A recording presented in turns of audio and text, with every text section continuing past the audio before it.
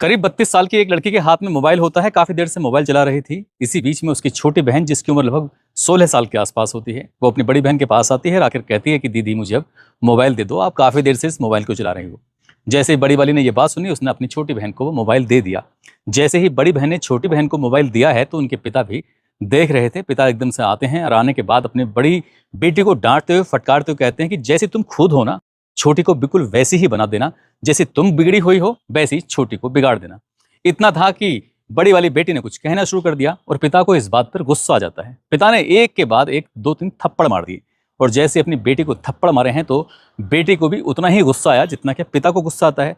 बेटी ने अपने पिता का गिरबान पकड़ लिया और गिरबान पकड़ने के बाद उनको घसीटने लगी, खींचने लगी। इधर से उधर जब खींच रही थी तभी माँ की नजर पड़ जाती है और माँ एकदम से आती है। बूढ़ी माँ अपने ही पति को बचाने के लिए अपनी ही बेटी से रिक्वेस्ट कर रही थी, हाथ जोड़ रही थी। और जब ये हाथ पैर जोड़ रही थी तो इसी बीच में ये आवाजें जो थी वो घर से एकदम बाहर पहुंच जाती हैं। और जैसे घर से बाहर आवाज पहुंच जाती हैं तो राहगीर हों या आसपास के लोग हों, तुरंत ही मौके पर आ जाते हैं। आखिरकार किसी भी सूरत से समझाकर बुझाकर बेटी को शांत करा जाता है। बेटी शांत तो हो जाती है, लेकिन एक शर्त रख लेती है कि मैं आज के बाद अपना खाना खुद से बनाऊंगी और खुद से ही खाऊंगी। तुम्हारे लिए ना कुछ बनाना है ना ही कुछ खाना है, मैं तुमसे अलग हो जाती हूँ। जैसे क्या लड़का अपने माता पिता से न्यारा हो जाता है, अलग हो जाता है, वो बेटी कुछ इसी तरह से अलग हो जाती है, न्यारी हो जाती है। लोगों ने सोचा कि झगड़ा खत्म हो जाएगा, कम हो जाएगा, इसलिए अगर न्यारी हो जाती है तो कोई दिक्कत नहीं है, कोई परेशानी नहीं है। अभी इस बात को 1 महीने का ही समय बीता था कि इसी घर के अंदर एक भयानक रूप में कत्ल हो जाता है। कत्ल की गूंज चारों तरफ फैल जाती है और जब घटनाक्रम का खुलासा होता है तो वही नहीं बल्कि जहां जहां तक ये खबर जाती है, अखबारों के माध्यम से, सोशल मीडिया के माध्यम से, तो लोगों को यकीन नहीं आ रहा था कि क्या वाकई कलयुग आ गया है। आदाब, नमस्कार, सत श्री अकाल। मैं उस्मान सैफी। उत्तर प्रदेश के जिला मुजफ्फरनगर का थाना भोपा लगता है और भोपा थाना क्षेत्र का एक गांव लगता है मोरना। ये बात है 23 फरवरी 2026 की सुबह लगभग 6 बजे के आसपास का वक्त हो रहा था। गांव में ही एक रविदास मंदिर है और मंदिर के पीछे एक घर बना हुआ है। एक महिला जिसका नाम चंद्रकली होता है, उम्र जिसकी 55 साल के आसपास होती है, सुबह 6 बजे के आसपास जैसे ही वो उठती है, उठने के बाद जैसे उसने मुख्य द्वार को खोलने के लिए पहुंच रही थी तो उसके पति की खून से लथपथ लाश पड़ी हुई थी। अपने ही पति को देखने के बाद वो परेशान हो जाती है और जोर जोर से रोना शुरू कर देती है, जोर जोर से चीखना शुरू कर देती है।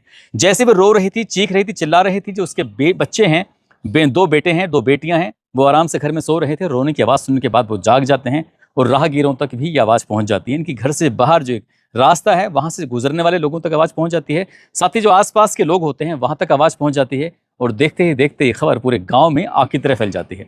बड़ी संख्या में लोग यहाँ पर जुट जाते हैं और आखिर देखते क्या है कि जो किसान है, जिसकी उम्र लगभग 58 साल के आसपास है और नाम उसका राम प्रसाद होता है। राम प्रसाद खून से लथपथ था और उसकी मौत हो चुकी थी, यानी कि वो मर चुका था।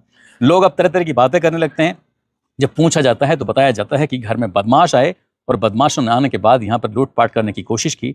इन्होंने विरोध किया और विरोध करने में ही इनकी हत्या कर दी जाती है। अब इसी बीच में किसी ने पुलिस को सूचना दी, पुलिस मौके पर पहुंच जाती है। एसपी देहात IPS Aditya Bansal, CO Devvrat Vajpayee, SHO Jasvir Singh, ये भारी पुलिस बल के साथ मौके पर पहुंच जाते हैं। फोरेंसिक टीम भी आ जाती है, डॉग स्क्वाड भी आ जाता है।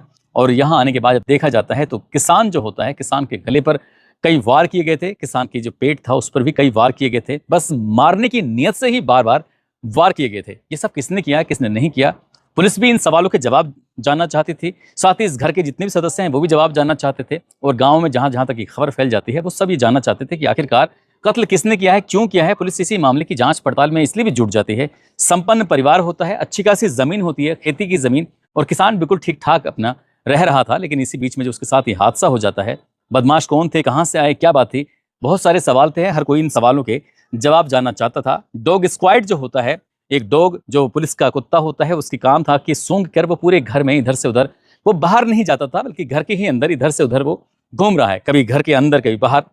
साथ ही जो फोरेंसिक टीम होती है, फोरेंसिक टीम भी अपनी तरफ से तमाम प्रयास कर रही थी। जहां बुजुर्ग किसान सोया हुआ था, उसी किसान के पास जो चारपाई है वहीं पर कुछ बाल पड़े हुए थे। बालों की लंबाई थोड़ी ज़्यादा होती है और बालों पर जब देखा जाता है तो उस पर खून लगा हुआ था।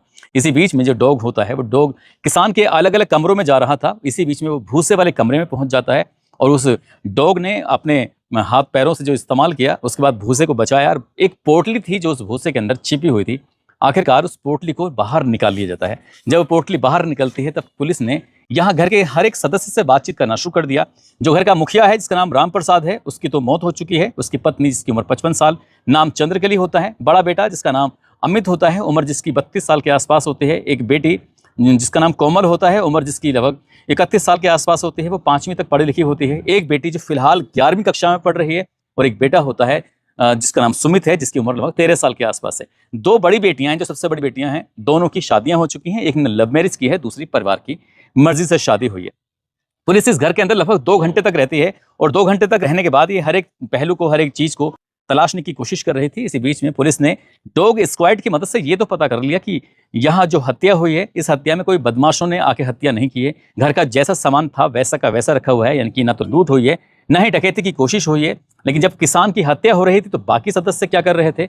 बाकी सदस्यों से पूछा जाता है तो उनसे कहा जाता है कि चलो थाने चलते हैं, वहीं जाकर बातचीत करते हैं। 2 बेटे हैं, एक बेटा 32 साल का है, दूसरा बेटा है 13 साल का। 2 बेटियां हैं, एक बेटी 16 साल की है और दूसरी बेटी लगभग 31 साल के आसपास रही होगी। इन चारों बच्चों को और उनकी मां को जब थाने लाया जाता है, उनसे बातचीत की जाती है। पुलिस ने जब पड़ताल करना शुरू किया है तो घर के 3 सदस्य ऐसे होते हैं जिनकी बातचीत एक जैसी थी, एक ही तरह के बयान थे, बार बार एक तरह के बयान दे रहे थे। लेकिन जो बेटियां होती हैं, उन बेटियों के बयान अलग अलग तरह के आ रहे थे। एक बेटी 16 साल की होती है, एक 31 साल के आसपास की होती है। जब उनके बयान अलग अलग तरह के थे, इसी बीच में पुलिस वालों ने कहा, एक सवाल किया, जो छोटी वाली बेटी होती है उसके हाथ में चोट लगी हुई थी, कि बेटा तुम्हारे हाथ में चोट कैसे लगी थी? उसने कहा कि मैं बुग्गी पे जा रही थी, गिर जाती हूँ, चोट लग जाती है।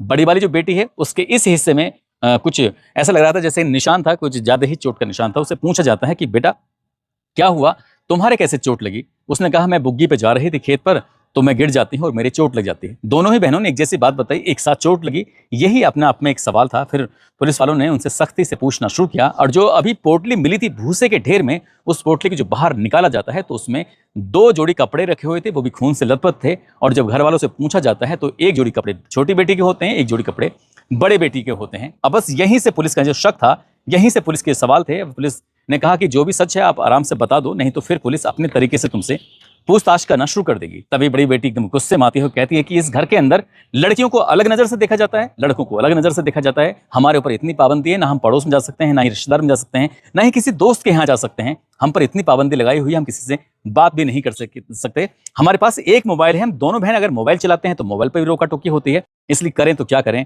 मैं 32 साल के आसपास की होने वाली हूँ, उसके बावजूद मेरी शादी नहीं हो रही है। मैंने कई बार कहा पिताजी मेरी शादी कर दो, मेरी उम्र निकल रही है, उसके बाद भी पिताजी शादी नहीं कर रहे हैं। बात करती हूँ तो कहते हैं कि तेरी शादी वादी नहीं करूंगा। क्या करूं क्या ना करूं समझ में नहीं आता। इसलिए उसने प्लान बनाया कि क्यों ना अपने पिता को रास्ते से हटा दिया जाए, क्योंकि रोज रोज के रोका टोकी बर्दाश्त से बाहर हो जाती है। वो तारीख आती है 22 फरवरी 2026। वो अपने परिचित एक लड़के से कहती है कि हमें कुछ नींद की गोलियां चाहिए। नींद की गोलियों का इंतजाम हो जाता है और घर में आलू गोभी की सब्जी बनाई जाती है, रोटी बनाई जाती है, साथ ही खीर बनाई जाती है। घर में खीर बनाने के बाद जब रोटी बनाने के बाद जब खाई जाती है तो उसके बाद पिता को खीर बहुत ज़्यादा पसंद आती है। वो 1 कटोरी की जगह 2 कटोरी खीर खाता है। परिवार के सभी सदस्य खीर खाते हैं, उन दोनों बेटियों के अलावा। जब सुबह के 3 बजते हैं, यानी कि 23 फरवरी 2026 की सुबह के 3 बजे के आसपास का वक्त हो रहा था। घर के सारे सदस्य सोए हुए थे। पिताजी मुख्य द्वार के थोड़े से पहले आंगन में सोए हुए थे। बड़ी बेटी और छोटी बेटी दोनों उठती हैं। उठने के बाद अपने ही पिता के पास पहुंचती हैं और दरांती से चाकू से ताबड़तोड़ वार करना शुरू कर देती हैं और पिता को तब तक मारने की कोशिश करती हैं जब तक पिता का दम नहीं निकल जाता। हालांकि पिता ने अपनी जान बचाने की कोशिश की और जब कोशिश कर रहे थे तब बड़ी बड़ी लड़की के जो बाल होते हैं वो हाथ में आ जाते हैं। वही बाल टूट गए थे और वही बाल खून से सन गए थे, जो कि फोरेंसिक टीम को मिल जाते हैं।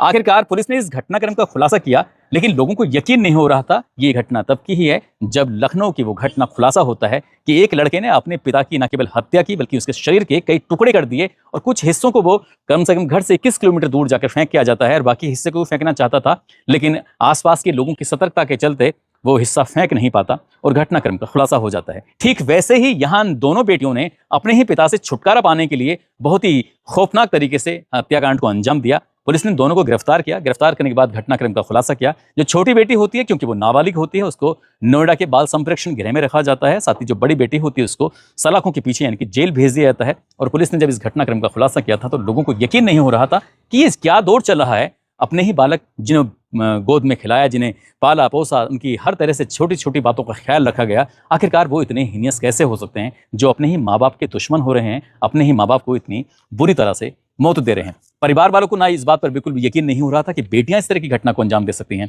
और पूरे गांव को भी इस बात पर बिल्कुल भी यकीन नहीं हो रहा था कि इन दोनों बेटियों ने इतना खौफनाक तरीके से कत्ल को अंजाम दिया है। बाकी की जिंदगी शायद सलाखों के पीछे गुजरेगी। जो शादी का वो ख्वाब देख रही थी वो शायद कभी पूरा भी नहीं हो पाएगा। हालांकि छोटी बेटी 2-2.5 साल जरूर जेल में रहेगी, वो छूट सकती है, लेकिन बड़ी बेटी को कभी राहत नहीं मिलेगी। वो बड़ी थी, समझदार थी, वो चाहती तो अपनी बहन को समझा कर इन सब चीज से रोकथाम कर सकती। दोस्तों, इस पूरे घटनाक्रम को सुनाने का उद्देश्य किसी को परेशान करना नहीं है, किसी का दिल दुखाना नहीं है, बल्कि आपको जागरूक करना है, आपको सचेत करना है और जाते जाते को बताना है कि बच्चों पर नजर रखनी चाहिए, लेकिन उन्हें इतना भी ज्यादा परेशान नहीं करना चाहिए, चिड़चिड़ा नहीं करना चाहिए कि कत्ल की भी नौबत आ जाए। जाते जाते शीतल गुप्ता है, आज इनका जन्मदिन है। शीतल गुप्ता को जन्मदिन की बहुत बहुत शुभकामनाएं, बहुत बहुत मुबारकबाद। साथ ही बाराबंकी के रहने वाले हैं राम प्रताप सिंह, उनकी पत्नी है वंदना वर्मा, आज इनकी शादी की सालगिरह है। इनको शादी की सालगिरह की बहुत बहुत शुभकामनाएं, बहुत बहुत मुबारकबाद। और कुछ लोगों ने नाम लेने की अपील की है, जिसमें नूरजहां है, बद्रीपाल शर्मा, कलीम अंसारी, हामिद रजा, रणधीर पासवान, हकीम जुनैद कादरी, लक्ष्मीकांत, मुस्कान, प्रेमचंद अहिरबार, बलराम सिंह, विजय ठाकुर, प्रदीप श्रीवास्तव, राजेश पांडे, फिरोज अंसारी, प्रभात कुमार, कार्तिक शर्मा, नरेश पाल सिंह। आप सब लोग अपना ख्याल रखें, सुरक्षित रहें। जय हिंद, जय भारत।